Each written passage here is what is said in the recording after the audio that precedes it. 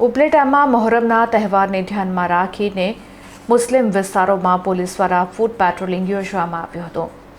તહેવાર દરમિયાન કોઈ અનિચ્છનીય બનાવ ન બને અને કોમી સૌહાર્દપૂર્ણ વાતાવરણમાં શાંતિપૂર્વક ઉજવણી સંપન્ન થાય તેવા હેતુથી ઉપલેટા પોલીસ દ્વારા વાહનોના કાફલા સાથે સંવેદનશીલ અને મુસ્લિમ બહુલ વિસ્તારોમાં સઘન ફૂટ પેટ્રોલિંગ કરવામાં આવ્યું હતું. પોલીસના ઉચ્ચ અધિકારીઓની આગેવાની હેઠળ યોજાયેલી આ ફ્લેગ માર્ચ અને ફૂટ પેટ્રોલિંગ ઉપલેટાના મુખ્ય વિસ્તારો જેવા કે ઝીકરિયા ચોકથી શરૂ કરીને સોની બજાર, પંચહાટડી વિસ્તાર અને દરારગઢ ચોક સહિતના વિવિધ મુસ્લિમ વિસ્તારોમાં ફરી વળી હતી. આ રૂટ પર પોલીસે સ્થાનિકો સાથે સંવાદ સાધી સુરક્ષાનો અહેસાસ કરાવ્યો હતો. આ પેટ્રોલિંગમાં ઉપલેટા પોલીસ સ્ટેશનના પીએસઆઈ બગડા સહિતનો સમગ્ર પોલીસ સ્ટાફ અને હોમગાર્ડના જવાનો મોટી સંખ્યામાં જોડાયા હતા. તહેવાર દરમિયાન અફવાઓથી દૂર રહેવા અને કાયદો વ્યવસ્થા જાળવવામાં પોલીસને સહકાર આપવા સ્થાનિકોને અપીલ કરવામાં આવી છે.